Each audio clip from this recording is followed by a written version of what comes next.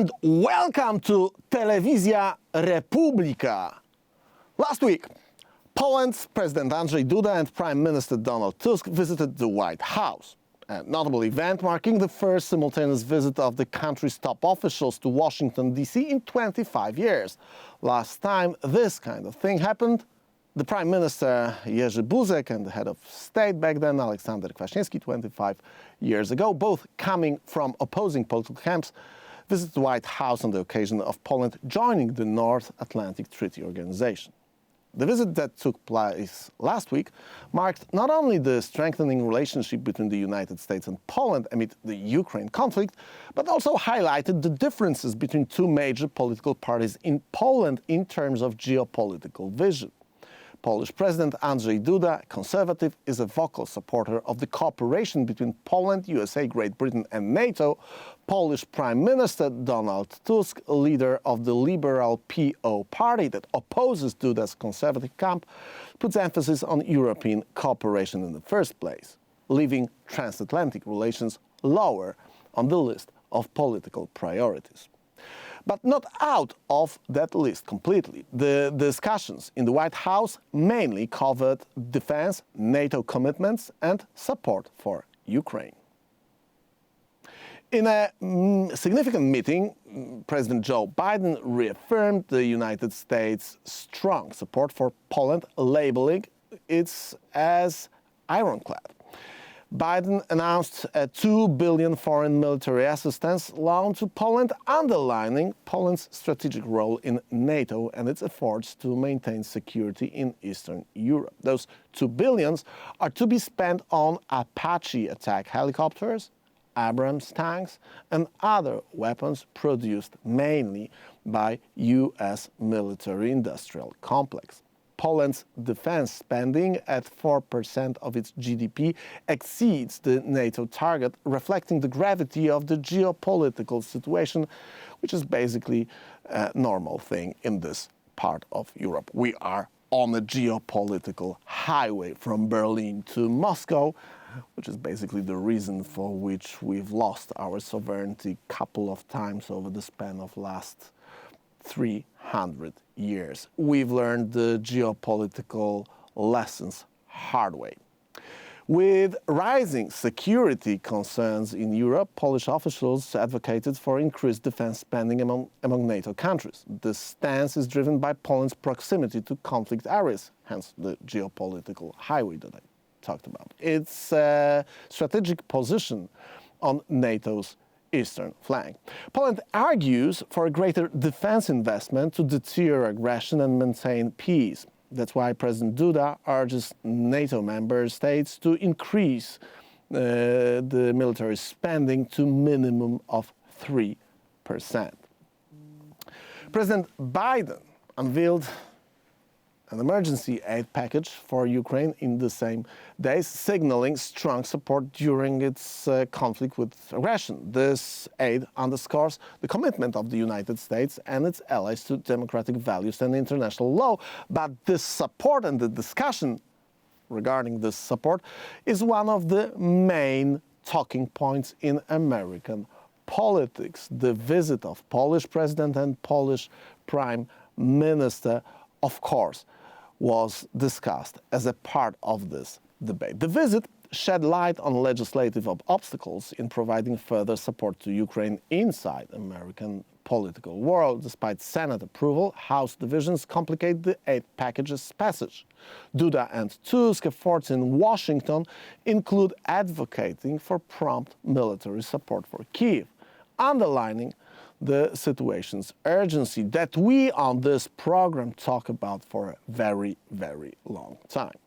Before the visit, President Duda highlighted the United States' role in global security and called for increased responsibility among NATO members. This reflects a broader demand for a strengthened military alliance in response to new old threats, because new Russia, in a way, is old Russia, as the KGB colonel is the old new, well, actually brand new since the so-called elections.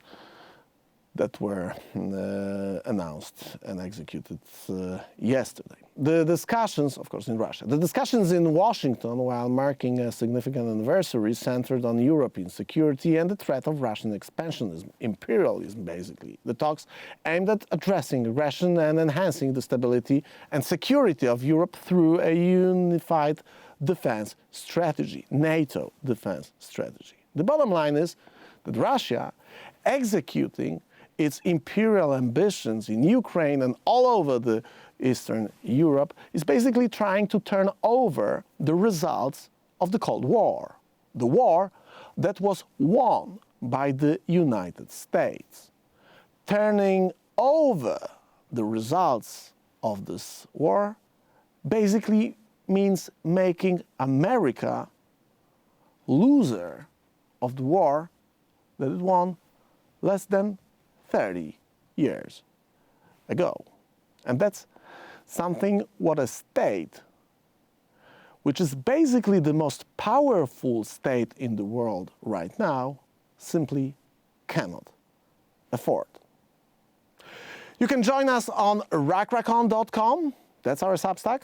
You can leave us your email. We will get back to you with our reports from the front lines of the ongoing war against the West, because that's what we are going to talk about on my show. My name is Michał Rachoń. This is Rackracon. And we roll in. Are you ready? 3, 2, 1, go! And tonight, to walk us through the corridors of the Hill is Professor Mark Strand, author of a great Substack profile, Politics and Sausage Making. Professor, great to have you again on our program. Last time we've heard great reviews from our viewers, so we're glad that you found time to join us again. Oh, it's great to be with you. In fact, your program has a good reputation here too, so it's great to be for us to be joining together. Professor, we've spent some time last week in Washington, D.C., covering the visit of Polish President and Polish Prime Minister in White House. This whole visit was, of course, in the context of historical issues, 25 years of Poland in Northern Atlantic Treaty Organization.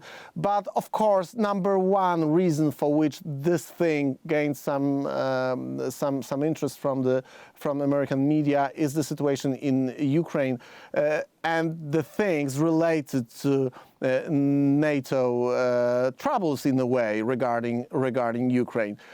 What do you make of the proposal that was actually commented by all the mainstream news agencies about raising the level of financial commitment within NATO to the minimum of 3% of GDP, which was what was proposed by the Polish president? What was the reason why this thing got some interest of American media? Well, you know, I think a simple word is leadership. Poland is showing leadership in NATO that, for the most part, a lot of the old Western European countries haven't been showing. I'm not sure what Spain is. It's something like 1.2%. For Poland to show that kind of leadership that, well, 2% is not enough, we need to go further, one, situates them very well, depending on what happens in the next U.S. election. But it also shows that Eastern Europe is very serious about defending their own independence, which appeals to Americans. I have to compliment the two leaders. Obviously, in Poland, there's some controversy between them politically. But by we are divided as every democratic nation. Exactly. But by coming together, they showed a unity that is very important, I think, to the future. The Polish-American population is a very influential one. And so that leadership goes beyond just Washington. It goes back to the districts like Chicago and areas like that where there are large Polish populations and will help secure support for Ukraine. So I think it was a very successful, I think it was a good visit, and I think the 3% proposal showed some leadership that we'd love to see from the rest of Europe. Yeah, I think that it doesn't necessarily mean that it is going to change pretty soon, that Spain or Germany are going to jump to the idea of 3% right away. But I think it's more of a talking point and a kind of a goal that we can discuss in the future. But I would like to have your say on the aspect of the election campaign that is taking place right now in Washington, D.C., or basically in the United States. What is the reason for which this the financial commitment of Eastern European countries is the issue here? Because we've heard a lot about Ukraine being right in the middle of the presidential campaign. It's a good point, and we should not minimize the impact of Russian propaganda already in trying to influence the American election. You get some wild stories about how Europe is doing nothing to help Ukraine, which just isn't true. And so you're seeing some of this influence. Now, despite the fact that Donald Trump's view is believed to be that he's against aid, he's never quite said that, even though he is associated more with Putin. But he has talked about the idea of loans instead of cash aid. Now, this has been an interesting proposal because it allowed the Republicans in the House to grab onto the idea that, okay, we could help. And so the military aid would be hard dollars, but the rest would be what they call non-interest and waivable loans. In other words, the exact same thing as cash, because it can be waived and there's no interest to it. But for some reason, it provides a better excuse for some of the Republicans who have been reluctant to support Ukraine to come on board and get this package through finally, maybe as early as next week. Actually, it was also one of the points of the political agenda of Polish president, who spent some more time than Polish prime minister in Washington, D.C., meeting both Democrats and Republicans on the Hill. What is the reason for which Republicans in Senate, Republicans in House of Representatives are perceived, at least on this side of the ocean, as this side of political debate in the U.S. which are a little bit distanced from the perspective of supporting Ukraine?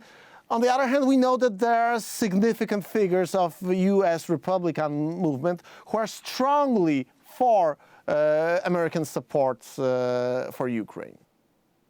Yeah, I mean, I think that's a fair assessment. That I think the Senate has been much better on the issue than the House, but there are a lot of strong supporters in the House for Ukraine. And there is part of the whole idea that there should be an effort to tie the border issue to the border issue in the south of the United States to Ukraine was to give cover to members who wanted to vote for Ukraine. And that deal sort of fell apart. I mean, they waited too long for it to happen.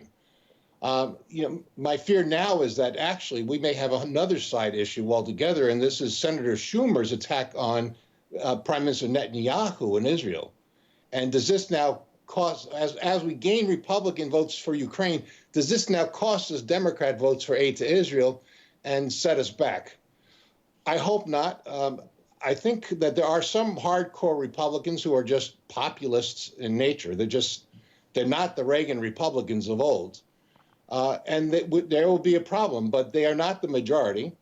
And I think Speaker Johnson is not one of them. He has always been pro-Ukraine. He's also pro-survival, which has been a problem for him because some of the people who he needs support of are not on his side. Okay, could you try to explain this? Because when we talked to our sources in Washington after those meetings, we've heard from the people who took part in it that Speaker Johnson was perfectly informed about all the aspects of the support needed for Ukraine, and definitely it was not a meeting with a politician who is opposing U.S. support for Ukraine. So, what is the difficulty in his position? Because I assume that what you just said describes in a way this difficulty. What's the way we should understand it? You think about what happened to Kevin McCarthy, and that's what you have to understand.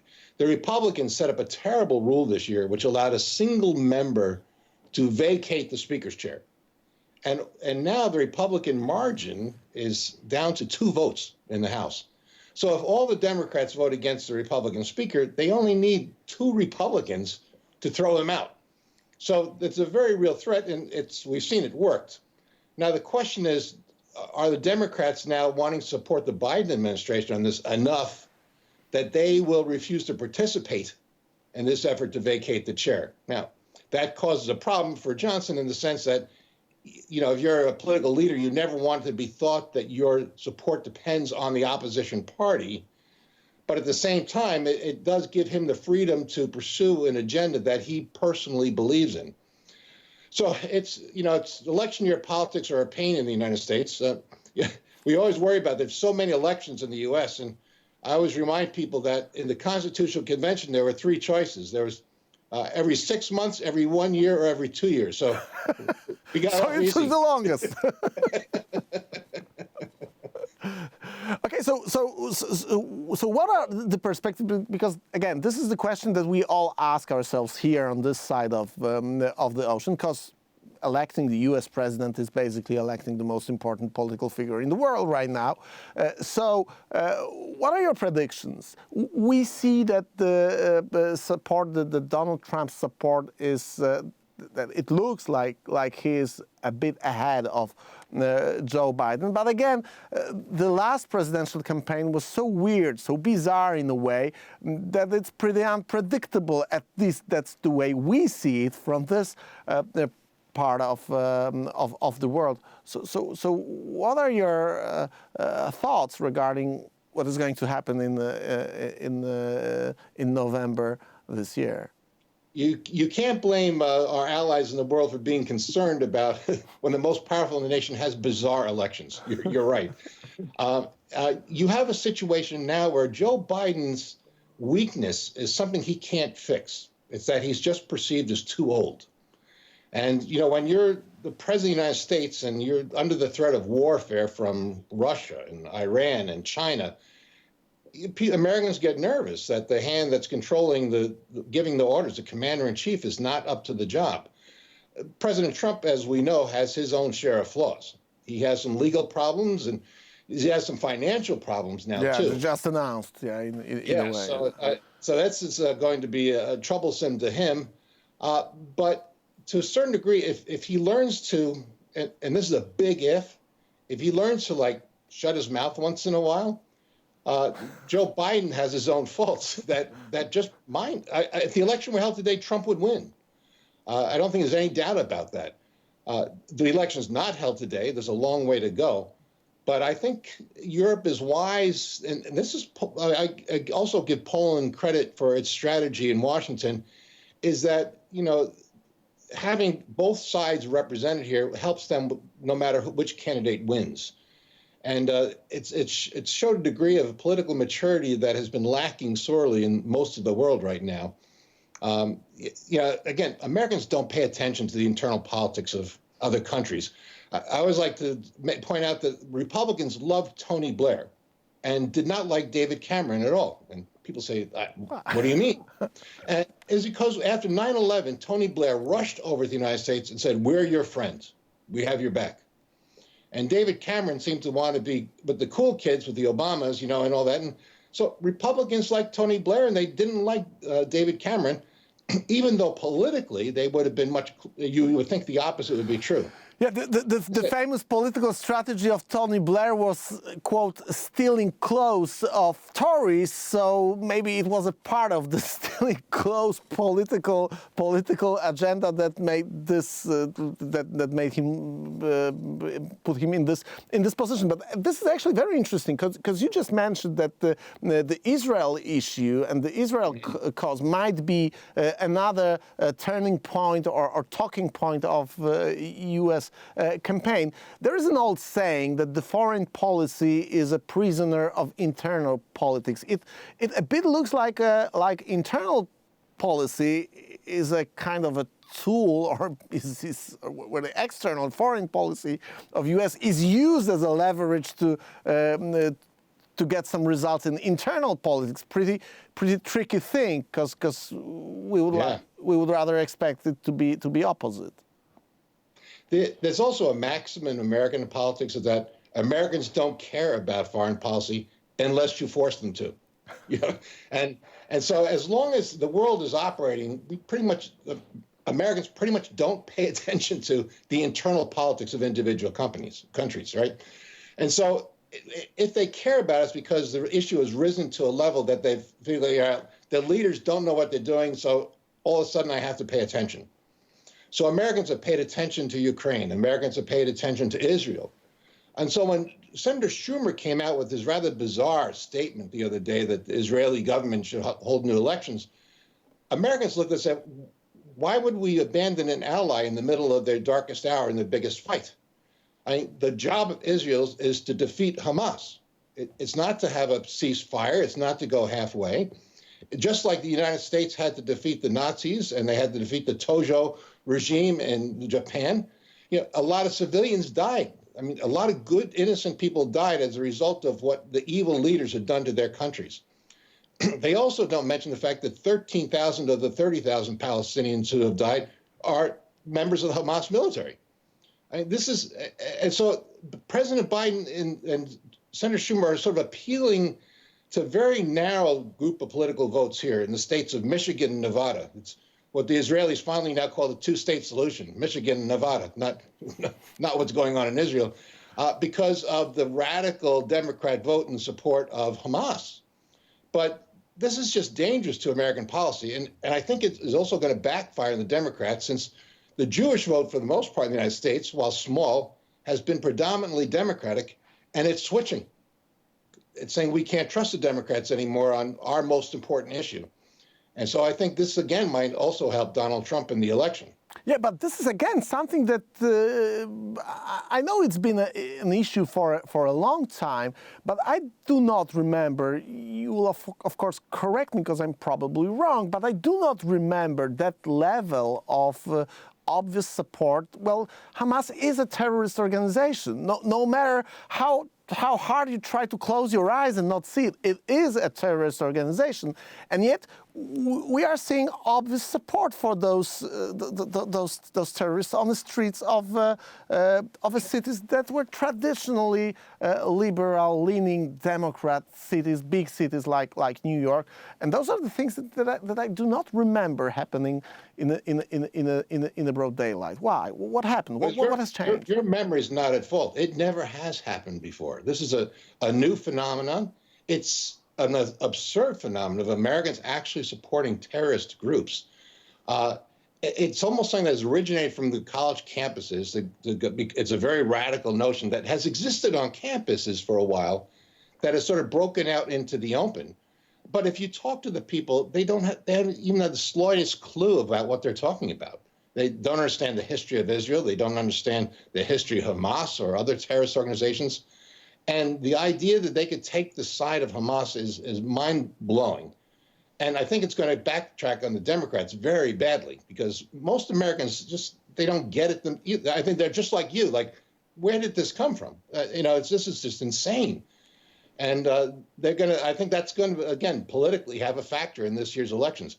I think the Republicans win the Senate by a large margin this year, no matter what happens in the presidential election and even the House elections, a lot because of these issues, because it makes no sense.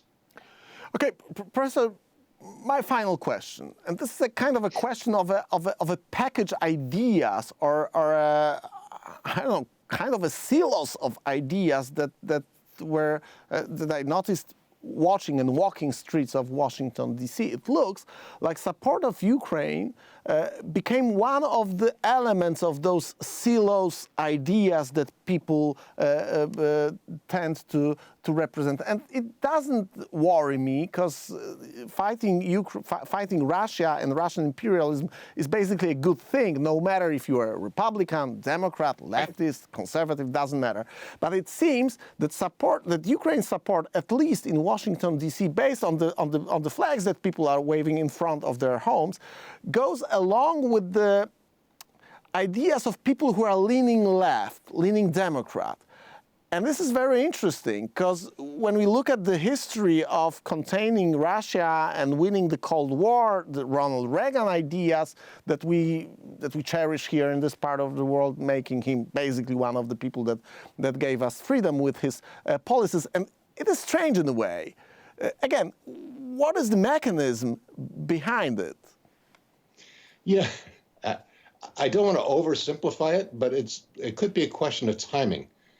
The left hasn't been highly supportive of American military action for a very long time. You probably have to go back to World War II.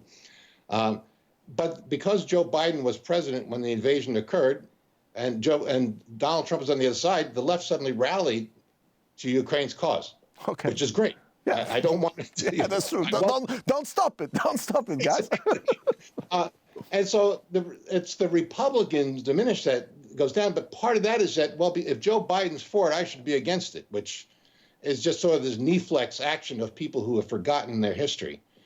There's no doubt that Ronald Reagan would have been very strongly on the side of Ukraine. He would have sounded a lot more like Macron did last week than certainly that we've heard from some of these other people. It's interesting. I did on my Substack a chat GPT speech by Ronald Reagan. I asked, what would Ronald Reagan do with Ukraine? And it was a classic Reagan speech, strongly supporting people who wanted to fight for their freedom, just like we wanted to fight for our freedom. And we had help from our outside allies, and we should now take up the role of helping our allies fight for their own freedom. And in the end, we're going to win. It's been a messy process, partly because American politics has been so messy. It should have been done last year, and Joe Biden just didn't get around to it, and now it's much more complicated. But I think Mike Johnson is going to come through next week as the new speaker, and I think we will see a package that passes that is a robust military aid. One, because no one wants to do this again before the election, so I think it will be a substantial amount of money. Yeah. And two, I think they will also provide the aid to Israel that needs to be done as well, and then gladly move on to some other issues that they can start to beat themselves over the head with. Professor, thank you very much. All of our viewers who are familiar with Substack should go to Professor Strand's Substack, which is Politics and Sausage Making. Great Substack, really worth reading. Leave your email so Professor can be in touch with you. Add a donation, buy an access to this very interesting account. Professor, thank you very much for your time, for your expertise. Hope that we are going to have a chance to talk directly in Washington, D.C. pretty soon. Well, it's an honor to talk to you and your viewers, and thank you very much for having me. Thanks a lot, ladies and gentlemen. Thank you for your time. As we speak about the Substack, that's our website, rackracon.com. You can join us there. You can leave us also your email. And we try to get back with our reports and our takes on the most interesting things that are going on right now on the front lines of the ongoing war against the West. We come back tomorrow with this program, so stay safe. See you soon. Ciao, ciao. Bye.